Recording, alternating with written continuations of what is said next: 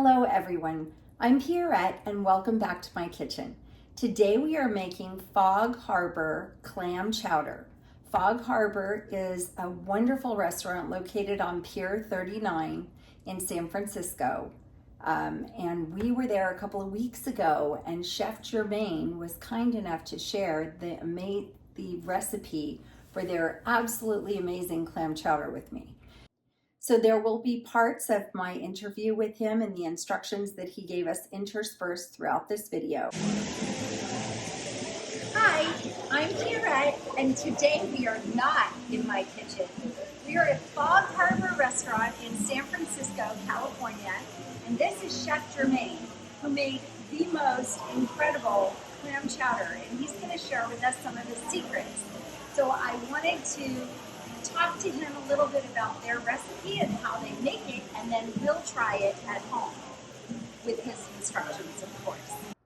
And then there's that moment when the hostess tells you you weren't actually taping after all. Oh, is this how this works? All right.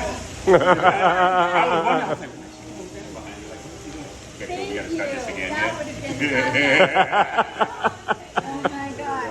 So yeah, look for that. We get a clip of goodbye.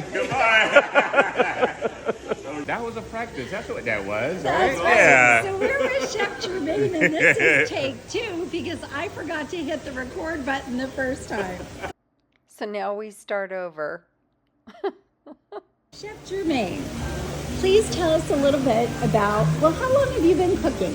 So I've been cooking probably a little bit more than 8 years or longer. 8 years. Came to California, was working for another company before I came here. You were saying that this recipe, this clam chowder recipe, has been with this restaurant for a long time before you came here. Yes, it has. Is that has. right? Yes. It's sort of a signature dish. Yes, it is. Okay, so will you tell us a little bit about how you guys make it? So what we do, we start off with a pot. We put bacon in the pan to risen out all the fat and the oil. That's what gives our chowder a really rich flavor. It stays in the pot with everything, and then we add in our celery, our onions, and the clam base. Okay, so right in the beginning you only use clam base. Right. And then, okay. So And go then ahead. we let that cook. We let that cook for a while until the onions are translucent a little bit, and then we go ahead and add in our thyme, and then we add in our black pepper. We let that cook until like everything releases the flavors from that, and then after that we add in our clam juice, and then we bring that up to a boil, and then we add in our potatoes. We cook them to just about al dente. And then we pull that off the stove. And you said you use russet potatoes, the big Russet. brown ones, right? Yeah. Okay, so almost al dente. Yeah. And then, we take our roux, we make our roux, and then we bake it in the oven. see, that was the part that I had never heard of. So you just pop it in the oven, and how long do you bake it until it's golden? Until it's golden brown. Right. All right. And then what do you do with the roux from there? Then from the roux from there, then we join that with the juices back with the potatoes and the clams and everything. Okay. And then it's like a base. Right. Then we take the base, we add that to some cream. Now, And do you then, use heavy cream or you use half and half? Half and half. We continue to add that in until we get to the chowder to the consistency that we want. And then we get ready, and then we serve it to, and bring it out. We serve it to our guests. Oh, it was so delicious. And you guys do something unique. You serve it with an option of crab meat. Yes, we do. Oh, yes, it so was good. delicious. Yeah. And I have to compliment you. We had the mussel fries and we had the crab cakes, and they were both exceptional. I would absolutely recommend your restaurant and your chowder and everything else that we had. It was wonderful. All right, Thank you so much for spending time with me. This has been such a pleasure. Yeah. I really enjoyed talking to you, and I'm so excited to go It was home really and try nice this meeting recipe. you too. Thank you. You're welcome. All right. Thanks for your time. Yes, ma'am. Now to follow Chef's instructions. Ready, set, go. Chef Jermaine gave me the list of ingredients, but he wasn't able to give me the exact quantities because of the fact that they produce it in such a large quantity. So I've made one version of it and I'm tweaking a little bit, and this is round 2. So today we're starting with 3 potatoes. In a pot on the stove, I've already started with 2 cups of clam juice and 1 cup of white wine. And I have that at a low boil right now. I'm gonna chop up my potatoes and we're gonna drop them in. I'm doing these in about 1/2-inch pieces, and I'm not peeling them because I like the skins. But if you don't like the skins, you could obviously peel them beforehand. One trick that you need to know is if you are preparing your potatoes in advance, please make sure and leave them in a bowl covered with water until you are ready to use them, so that the air doesn't oxidize them and turn them brown. It's really going to ruin the look of your finished soup. We're going to cook the potatoes in the clam juice because it's really going to amp up the flavor of the potatoes a little bit. Potatoes, kind of like tofu, don't have a lot of their own flavor. So it always helps if you can cook them in something seasoned, because potatoes will sort of absorb that flavor. I'm going to scoop these into our simmering clam juice and white wine. And there's just enough liquid to cover those, so they should go really well. I'm going to just put the lid on that. And you don't want to cook the potatoes until they're actually done. You just want to cook them until they're al dente, which is a term that they use a lot for pasta, but it means that they're not quite fork tender. There's still a little bit of chewiness or firmness to them. I started heating my saute pan for my bacon and onions, and I have here a package of uncured apple smoked bacon from Trader Joe's, and I'm just going to use about 1/2 of a package, which will be about 6 ounces of bacon. I'm going to slice it in half, and I usually just take out the whole slab of chunks and slice them perpendicular to the direction of the bacon, so that we get some nice 1/2 inch thick pieces, and then as you cook these, they'll all separate. I know sometimes there are little gaps in the video, and frequently the reason for that is because I'll take a break to wash my hands. Anytime you're handling raw meat, you should always wash your hands afterwards. Raw meat, fish, poultry, always take a minute to wash your hands with soap before you come back and touch your other ingredients, your knives, your cutting board as well. So I just cleaned up my hands, and I'm going to scoop the bacon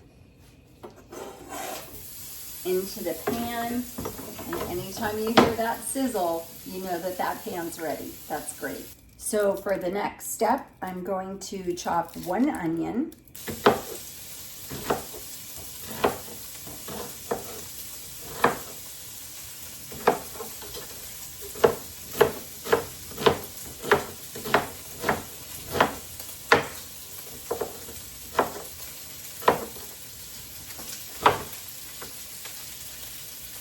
So that was 1 onion, a little bigger than a baseball, a little smaller than a softball, and I chopped it up. I have about 1.5 cups of onion here, and I'm going to add this to my bacon.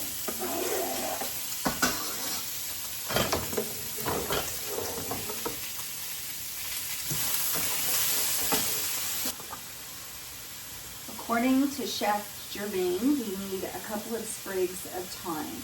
So I'm going to take a couple of bunches of thyme, fresh thyme, and when you buy it, it usually comes in these little bunches. You can take the time, if you have single strands, to grab it at the top and pull the leaves down and strip the leaves off of the thyme.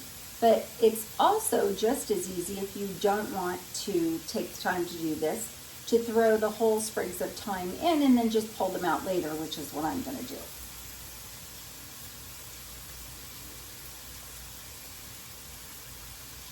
Okay, so I've got about 3 big sprigs of thyme in there, and we're going to add a little bit of clam base. This is the better than bouillon that I love to use when I'm cooking, and we're just adding a teaspoon of this in the clam flavor. Now this does come in ham, beef, chicken, and clam, and a vegetable broth too. So no matter what you're cooking, you can always add a little bit more flavor in addition to the salt, which is great, with those better than bouillon mixes.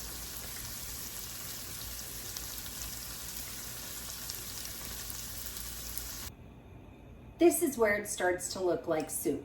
So we have our potatoes with our broth, and those are cooked al dente, just a little bit of resistance when you poke them with a fork. And then we have our bacon and celery and onions, and I'm going to pull the pieces of thyme out of there.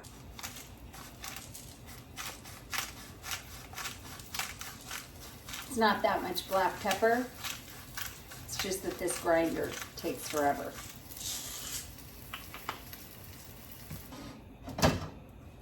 I'm going to put our bacon mixture into our clam broth and potatoes.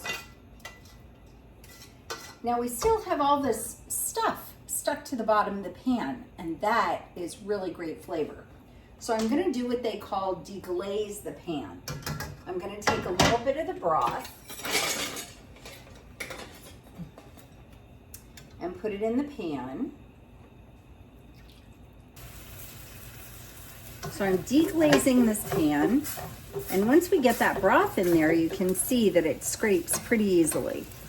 And it is going to make our broth a little bit darker, having this darkened broth in there, but the cream will lighten the color back up a little bit, and we definitely don't want to lose that flavor.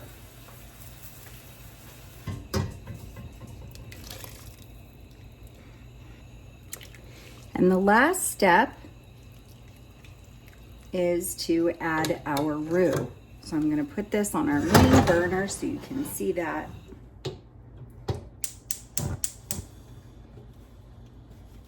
And we took this roux out of the oven. We baked it as Chef Jermaine instructed. And I'm just stirring it up to smooth it out a little bit. When I took it out, it was still bubbly, bubbly hot. So it's cooled down quite a bit. I'm going to add just a little bit, and that's going to thicken our soup, and then we'll come back and check on it, see how much more we need to add. I don't know if you can tell that it has thickened up a little bit. I'm going to add a little bit more of this roux, and it's going to get quite a bit thicker, but we still need to add some cream, and that will thin it out a bit as well. So it's almost done. I'm going to add a cup of half and half, and we'll see what that looks like. I like mine very creamy and very light colored, so I'm going to go ahead and add the rest of the pint. So that's 2 cups of half and half.